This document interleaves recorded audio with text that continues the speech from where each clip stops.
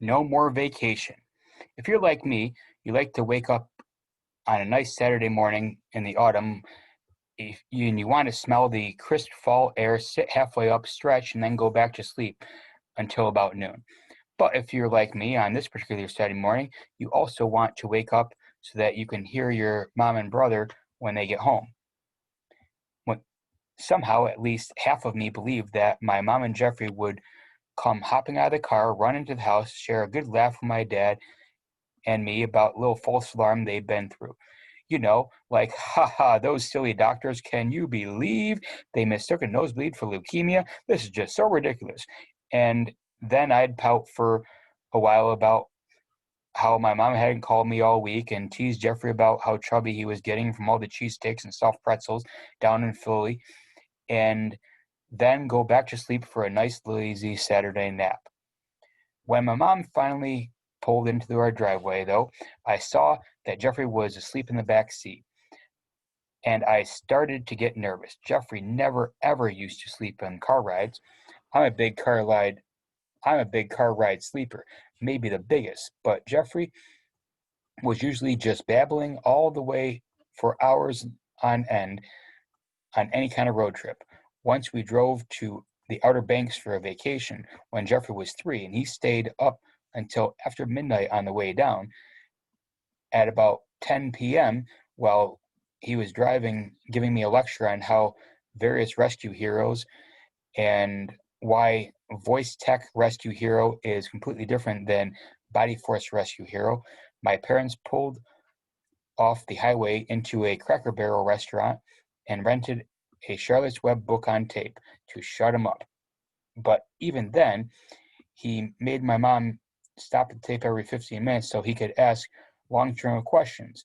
Have you ever tried to sleep while a pint-sized maniac is rattling off hundreds of detailed inquiries about web-spinning mechanisms of a common barn spider? Granted, it was strangely amusing to watch the accountant and the English teacher attempt to explain arachnid biology, but overall, I was ready to strap myself to the roof rack be- well, by the time Jeffrey finally nodded off, just in time for us to arrive at the rental house.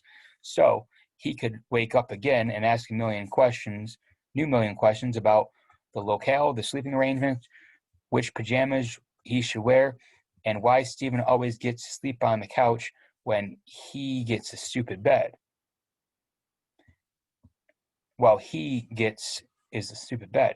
Anyway, that's why the sleeping Jeffrey didn't strike me as reassuring sign. My mom left him in the car and walked up to the door to hug us.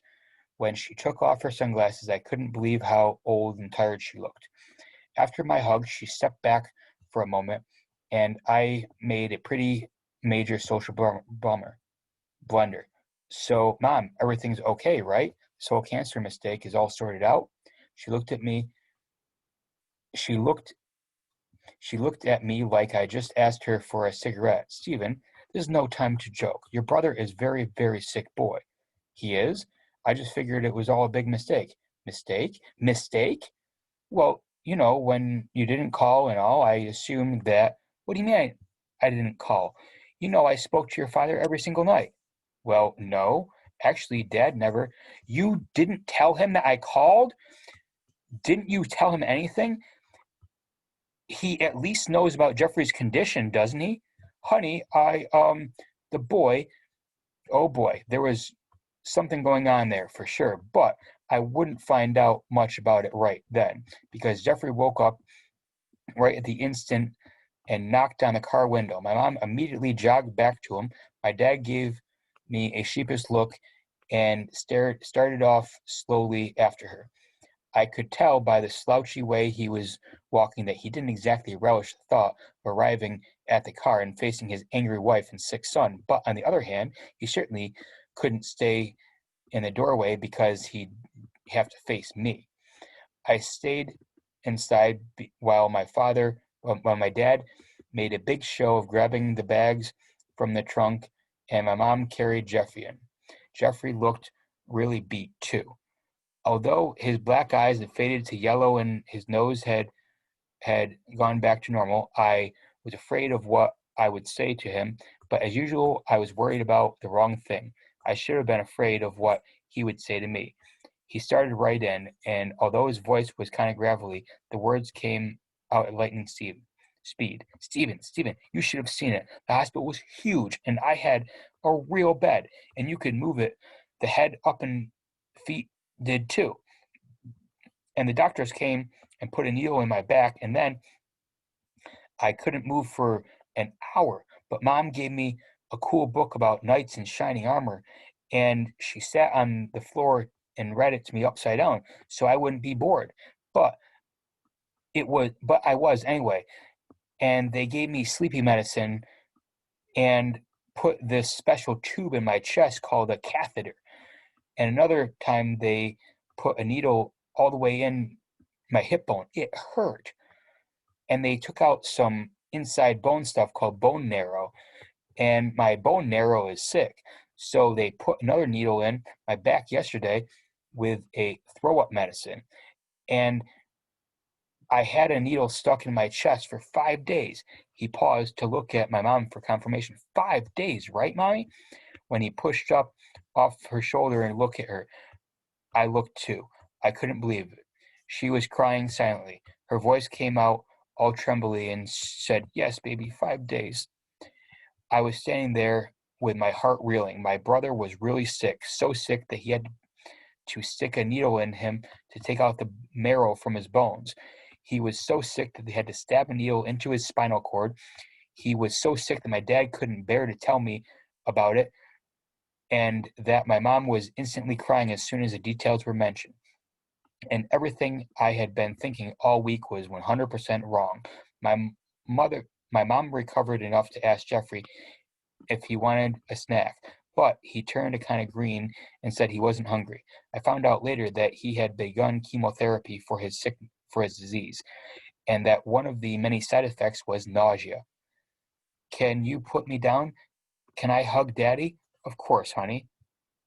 Daddy, I missed you. Despite my shock, I remember thinking, well, you didn't miss much this week, dad-wise. And I missed you, Stephen. I thought you might be lonely without me, so I got you a souvenir. At this, Jeffrey pulled something out of his pocket. It was a box of Tic Tacs, of orange Tic Tacs. I couldn't believe it. In the middle of this horrible experience, Jeffrey had thought of me and had even managed to find him a box of my favorite candy. I thanked him, and I really meant it, which wasn't always the case when I showed gratitude to Jeffrey. I remember when he was maybe a year old, Jeffrey went through a phase of picking up random objects from the floor and giving them to one of us, usually me. I'd be right in the middle of building a gigantic little space station or whatever, and he would come toddling over and present me with this month copy of Better Homes and Garden, or a TV remote, or a used tissue. And my mother would make me stop what I was doing and say thank you. I hated it at the time, and my annoyance had blinded me to just how generous my little brother really was. Okay, before this turns into some kind of weepy love fest, I will tell you what happened next. I took out Tic Tacs, popped one into my mouth, and offered one to Jeffrey. He held his hand, pinched the Tic Tac between his thumb and pointer finger, flipped it into his mouth, and promptly threw up onto my sneakers. My first reaction was to shout, "Jeffrey, Mom!" Jeffrey looked up at me with the hurt little deer eyes he gets when I yell at him, and ran into the bathroom. Mom told me not to move. Well, get a white plastic kitchen bag, made me step into it, then took my sneakers off as I stepped out of the bag. My dad was just kind of staring at everything with a baffled expression until my mother told him to go after Jeffrey. Then she turned back to me and told me to stay still, even though I was dying to take off my favorite sweatpants, which now had gore spattered cuffs. She was dialing her cell phone at top speed, which I could figure out was until she was talking to. "Hello, this is Mrs. Elper, Jeffrey Elper's mom. He's a patient at clinical trial number 366. He told me to call if he..." "Okay, I'll hold." Mom, what's going on? Why did you have to call? This is the nurse. Okay, Jeffrey, is this the nurse? Okay, Jeffrey left 2 hours ago. He vomited. What should we do? I was thinking a quicker cleanup might be a great place to start, but nobody was asking me for guidance here. In fact, my mom was leaning way down by the garbage bag, examining the vomit, and any interruption of this bizarre task seemed unwise. No, there's no blood in it. Well, my older son gave him a Tic Tac, orange. Do I have to adjust his meds? Yes. And I'll fix you the adjustments to Dr. Purdue here. I should call him in about an hour? Okay, thanks. She hung up and turned to me. Stephen, we have to be really careful about what Jeffrey eats for a while. As I took off my sweats and Mom started in on my sneakers with some paper towels and a can of carpet cleaner, I muttered, Now you tell me. Mom stopped to look at me and laughed a little and surprised me with a quick hug. I missed you, Stephen. I missed you too, Mom. Now tell your brother you're not mad at him, okay? I realized I actually wasn't mad at him. All in all, this had been quite a morning for surprises. Went into the bathroom, threw my socks in the hamper. They looked clean, but just in case.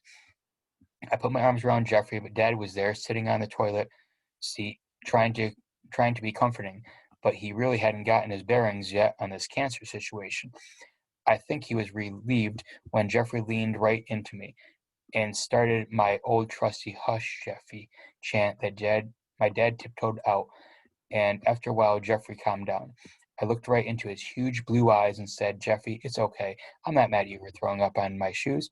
Can you do me a favor next time, though? What? Please aim for my dress shoes. I hate them. He, he, he. K, Stephen. Now let's brush up on the taste that out of your mouth. I don't know. How about a drum lesson? Yay, drum lesson. We went down to the basement. Jeffrey banged around on the drum set for 20 minutes or so, and things felt normal again for a while. Then Jeffrey told me he wanted to take a nap, which he hadn't done for at least 6 months. Which he hadn't done for at least 6 months. I figure he was probably tired after a week he had, so I took him up. Mom and Dad were clearly having a very intense discussion in the dining room, so we just went right past them to his room. He wanted to wear his PJs, so I got them out for him. He took off his shirt and pants, which left him standing there in his Star Wars Episode 1 underwear. As I handed over the pajamas, I saw that his lower back had a fairly massive bruise on it from the bone marrow aspiration, although I didn't know the name of the procedure yet. When he put his shirt over his head, I got a quick glimpse of bruising along his spine, too. I didn't say anything about the bruises, though. I read him 2 chapters of The Trumpet of the Swan, tucked him in, with his stuffed animal pet dog, cleverly named Dog, by the way, and walked downstairs to the dining room. I was somewhat sure I wanted to know what was going on with my little brother. I walked into the room. My parents were both agitated. They both jumped up at once. My mom trying to tell me she had called every night. My dad trying to explain that he had told me why he didn't tell me. I shocked myself by telling him I don't care about any of that, that they should just give me the medical report on Jeffrey. So they did. Jeffrey had been diagnosed with ALL, which stands for acute lymphoblastic leukemia, a form of blood cancer in which certain types of white blood cells become deformed and multiply rapidly. Because the deformed cells, they are called blasts, don't do the jobs they're supposed to do, and because they compete for good kinds of blood cells for survival, the disease is 100% fatal if it isn't treated.